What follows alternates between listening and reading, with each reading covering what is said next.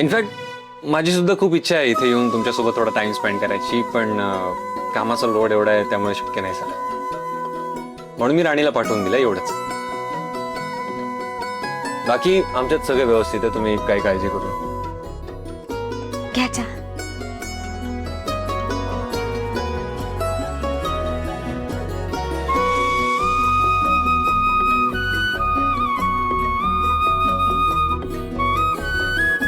एक दिवस मी चहा पिला नाही तुमच्या मुलीच्या हातचा आणि चव मिस करत होता.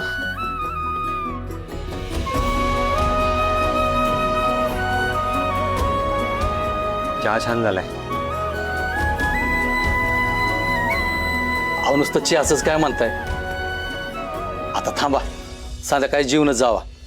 म्हणजे राणीच्या हातचं संध्याकाळचं जेवण आणि सकाळचा चहा दोन्ही पण मिस होणार नाही काय? आणि मला खरंच आवडलं असतं, पण कामाचा लोड खूप जास्त आहे त्यामुळे खरंच इच्छा नसताना पण मला जावं लागेल आता. बर, पण परत या बर का नक्की येळ काढून. हो, नक्की नक्की येईन. मी येईन. हा, या. बरं झालं, जावई बापाशी बोलून आता जीवाचा घोर कमी झाला माझा.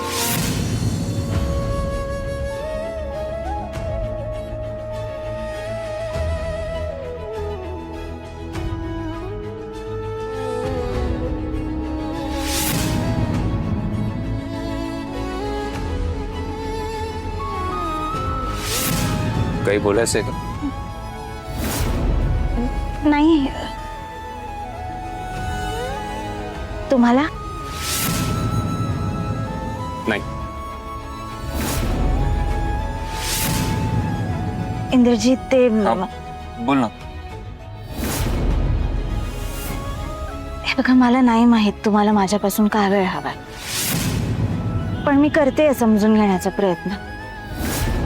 तुमची जी काय अडचण आहे त्यातून तुम्ही बाहेर यावं म्हणून मी इथे निघून आले. आता तरी झालंय का तुमचं सगळं सॉर्ट?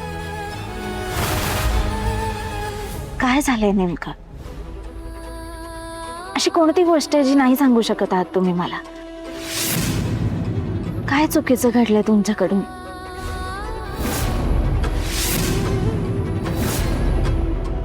काय झालंय? काय प्रॉब्लेम आहे?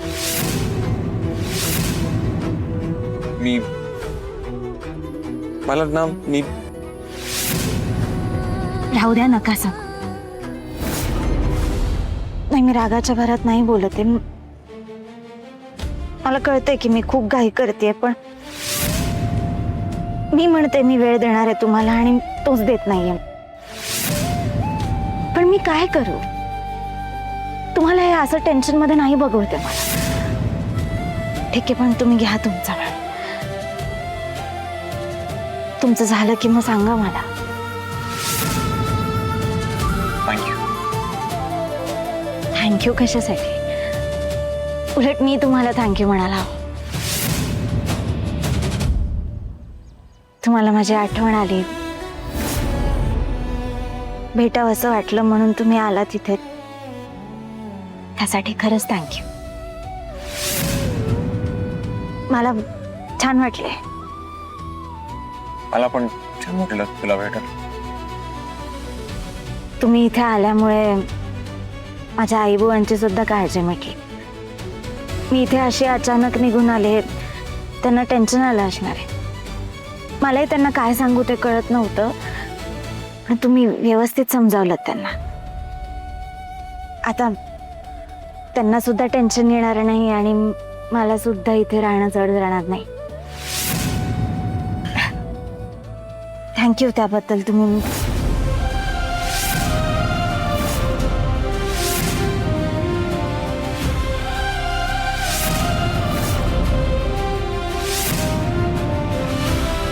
सॉरी, ते मी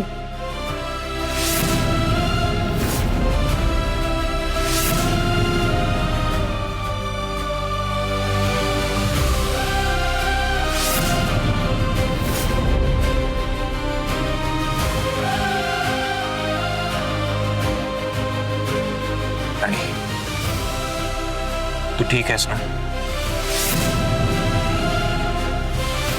ठीक आहे. आता इथे आल्यापासून तुमची खूप आठवण येते. मला पण नाही करमत आहे तुझ्याशिवाय. पण पण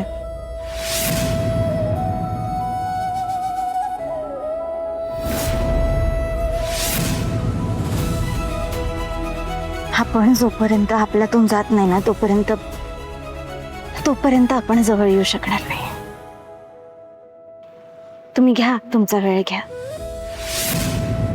तुम्ही तुमच्या अडचणीतून बाहेर आल्यावरती आपण बोलूया.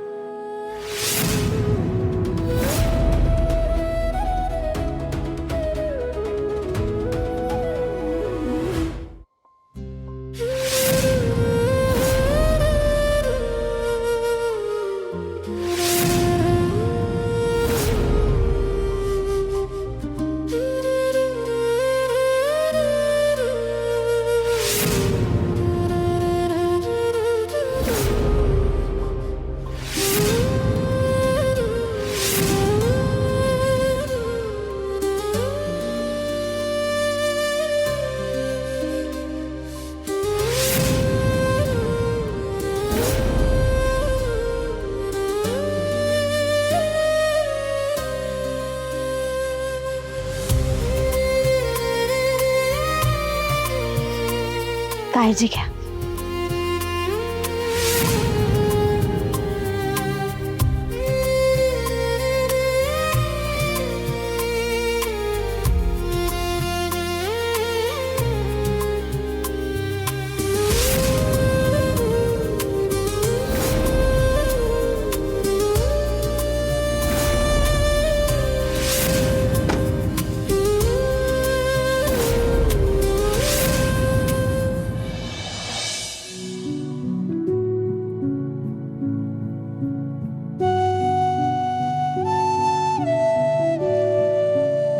देवा परमेश्वरा, राणी अशा अचानक घरी निघून आली.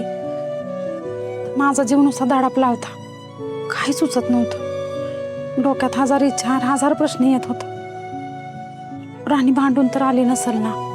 तिचा आणि जावई बापूंचा काही वाद तर झाला नसत्याल. घरातलं तिला काही बोललं तर नसत्याल ना? डोक्याचा फार बुगा झालता. आणि ह्या सगळ्याबद्दल काय करावं, कुणाशी बोलावं काही सुचत नव्हतं बघ. पण आज जावई बापू घरी आलं आणि माझ्या सगळ्या शंका दूर झाल्या. माझ्या सगळ्या प्रश्नांची उत्तर मिळाली. माझी सगळी काळजी मिटवलीस बाबा. डोक्यावरचं वजन उतरल्यासारखं झालंय बघ. खरं आहे. अगं माझी पण तीच अवस्था झाली होती. पण जावई बापूंनी स्वतः येऊन समजावलं ना, तेव्हा टेन्शन गेलं बघ.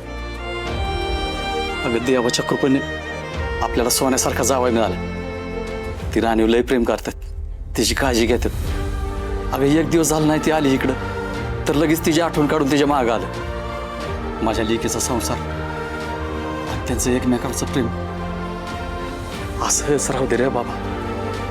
बाकी काय सुद्धा मागणं नाही.